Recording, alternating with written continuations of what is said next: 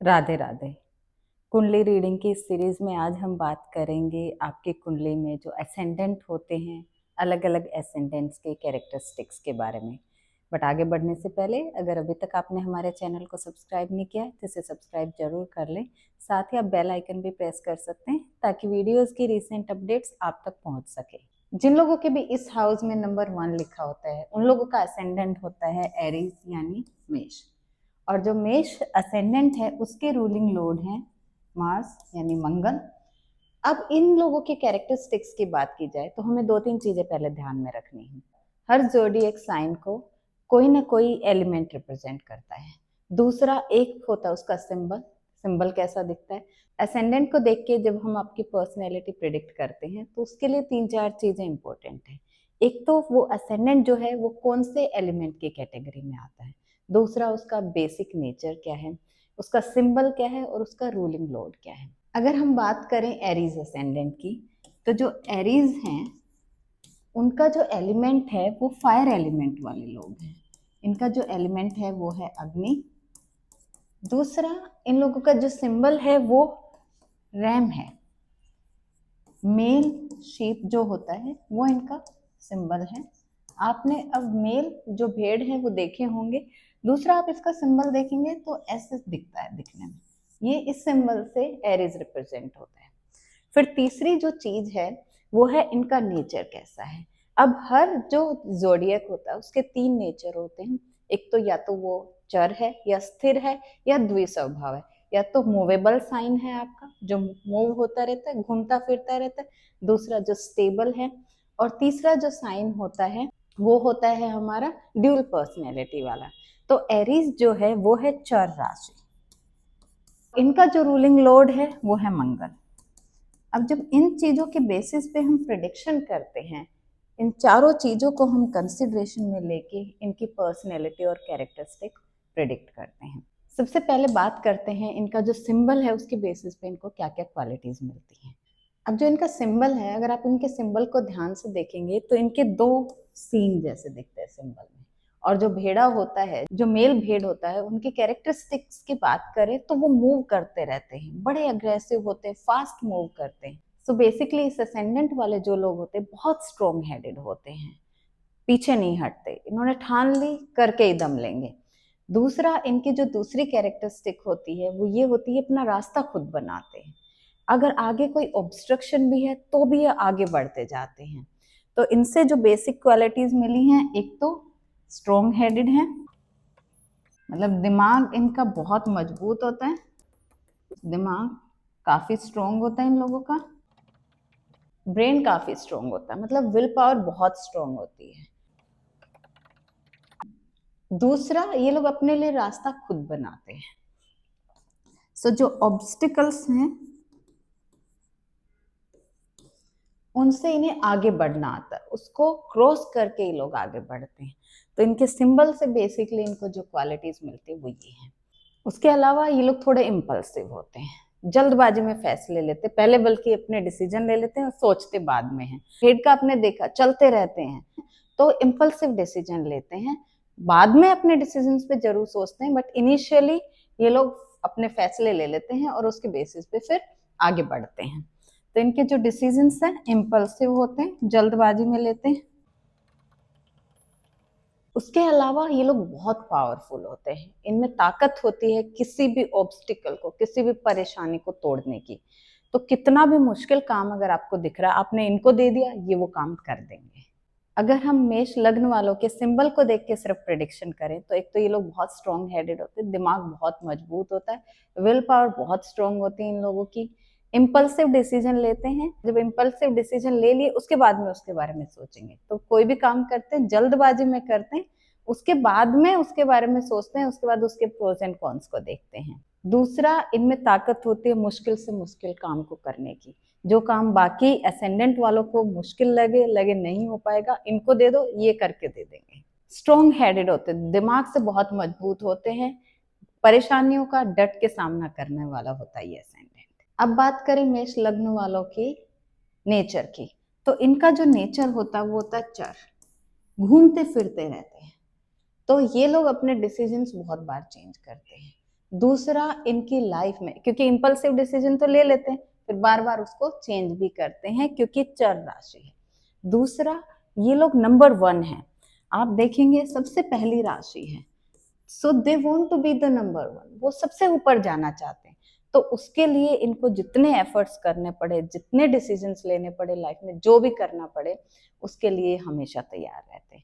तो इसलिए इन लोगों की लाइफ में स्टेबिलिटी हमें कम देखने को मिलती है, घूमते फिरते रहते हैं, मूव बहुत करते हैं। ऐसे लोग एक जगह या एक काम में आपको कम टिके हुए मिलेंगे, बार बार इनके काम बदलते रहेंगे, बार बार ये घर बदलेंगे, बार बार इनके आसपास का इन्वायरमेंट बदलता रहेगा। इनफैक्ट ये लोग सिटीज चेंज करने से पहले भी नहीं सोचते, वो भी ये फटाफट बदल लेते हैं। तो ऐसे लोगों का अगर हम नेचर की बात करें तो स्टेबिलिटी की थोड़ी कमी है, घूमते फिरते रहते हैं, बार बार चीजें चेंज करते हैं। अगर बात करें इन लोगों के रूलिंग लॉर्ड की, तो इन लोगों का जो रूलिंग लॉर्ड है वो है मंगल। अगर मंगल देव रूलिंग लॉर्ड होते हैं तो बहुत स्ट्रॉन्ग प्लेनेट है, काफी स्ट्रॉन्ग प्लेनेट माने जाते हैं। अगर किसी भी कुंडली में हम बिना असेंडेंट की भी बात करें, और जहां अगर आपकी कुंडली में आपका असेंडेंट भले ही मेष ना हो, असेंडेंट भले ही स्कॉर्पियंस ना हो, बट आपकी कुंडली में अगर सिर्फ मंगल भी स्ट्रॉन्ग है, तो ऐसे लोग बहुत स्ट्रॉन्ग हेडेड होते हैं। तो ये आपको एक तो स्ट्रॉन्ग हेडेड बनाता है, आपका दिमाग बहुत मजबूत बनाता है। दूसरा, ऐसे लोगों में लीडरशिप क्वालिटीज बहुत अच्छी होती है, अच्छे लीडर्स बनते हैं, इन्हें लोगों को रूल करना आता है। तो ये लोग, आप देखेंगे अगर इनके प्रोफेशन आप देखेंगे, ये आपको किसी के अंडर में काम करते हुए नहीं मिलेंगे, या तो ये खुद का काम करेंगे। अगर ये जॉब भी कर रहे हैं तो 15 20 50 लोग आपको इनके नीचे काम करते हुए मिलेंगे। ये लाइफ में किसी भी बैकग्राउंड से आए, कैसा भी इनका फैमिली बैकग्राउंड हो, किसी भी सिचुएशन से आए हो, कैसे भी इनकी एजुकेशन हो, लेकिन ये लोग अपने लिए रास्ता बना लेते हैं। एक तो इनका सिंबल है जो रास्ते बना लेता है, दूसरा मंगल इनको काफी स्ट्रोंग बना देता है। दूसरा, मंगल इंसान को कंपटीशन में बहुत अच्छा बनाता है। तो ऐसे लोग अगर गवर्नमेंट जॉब के लिए प्रिपेयर करते हैं, या कहीं भी जहाँ पे 50 लोग एक चीज के लिए compete कर रहे हैं, चाहे वो आपका काम हो, बिजनेस हो, या फिर जॉब हो, या चाहे एजुकेशन ही क्यों ना हो, उन सब जगह पे ये लोग बहुत अच्छा कर लेते हैं।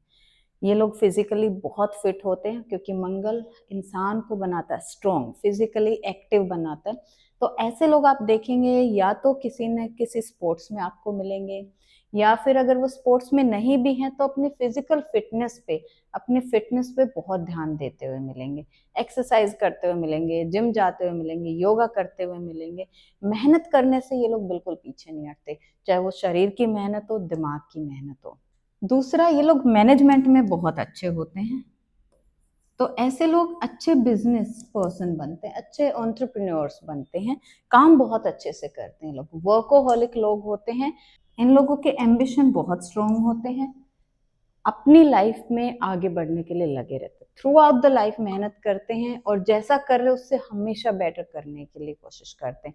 लोग सेटिस्फाइड कम होते हैं, क्योंकि लगे रहते हैं, इनको पता बहुत दूर जाना, बहुत आगे जाना है, इनको पता है कि नहीं यहाँ पहुंचना, नंबर 1 पे पहुंचना है। बात करें मेष लग्न वालों के एलिमेंट की, तो इनका जो एलिमेंट है वो है फायर।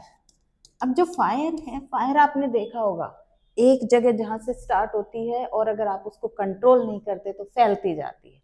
तो जिस भी डायरेक्शन में ये लोग जाते हैं, अगर करियर में एक डायरेक्ट इन्होंने चूज कर लिया कि हमें अपना करियर बहुत अच्छा करना, तो वहां ये फैलते जाते हैं, वहां इन्हें ट्रिमेंडस ग्रोथ देखने को मिलती है। इन्होंने सोच लिया स्पोर्ट्स में जाना है तो स्पोर्ट्स में बहुत अच्छा कर लेते हैं। तो फायर जो है एलिमेंट, ये लोग एक तो काफी एक्टिव होते हैं, इन्होंने काम किया, एक्टिव रहते हैं, पूरे दिन ये हिलते डुलते काम करते रहेंगे, ये आपको खाली बैठे हुए नहीं मिलेंगे। इन्हें खाली बैठना पसंद ही नहीं है, अगर ये खाली बैठेंगे इन्हें गुस्सा आएगा।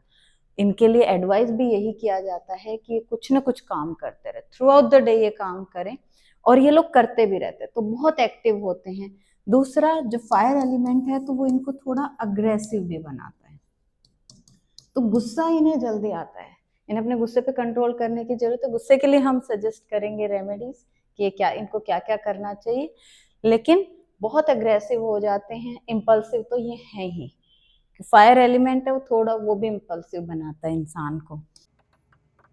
फायर एलिमेंट से जो इन्हें कैरेक्टरिस्टिक्स मिलते हैं, एक तो बहुत एक्टिव रहते हैं, दूसरे एग्रेसिव बहुत हैं, तीसरा इम्पल्सिव हैं। और इसके अलावा फायर एक तरीके से ग्रोथ को भी रिप्रेजेंट करती है, ग्रोथ कंस्ट्रक्टिव या फिर डिस्ट्रक्टिव, दोनों को ही रिप्रेजेंट करती है। तो ये सब मिला के अगर इनकी पर्सनैलिटी को हम कंक्लूड करें तो एक तो इनमें लीडरशिप क्वालिटीज बहुत अच्छी होती हैं, स्ट्रॉन्ग हेडेड पर्सनैलिटी होते हैं, विल पावर बहुत स्ट्रॉन्ग होती है, मैनेजमेंट स्किल्स अच्छे होते हैं, काफ़ी एक्टिव होते हैं ये लोग, स्टेबिलिटी की थोड़ी इनकी लाइफ में कमी रहती है, ग्रोथ अच्छी देखने को मिलती है, जल्दबाजी में डिसीजन लेते हैं, उसके बाद में ये लोग सोचते हैं, फिर उसके बाद अपने डिसीजंस भी चेंज करते हैं। लाइफ में एम्बिशन बहुत स्ट्रॉन्ग होते हैं इनके, थ्रू आउट द लाइफ आगे बढ़ने के लिए लगे रहते हैं।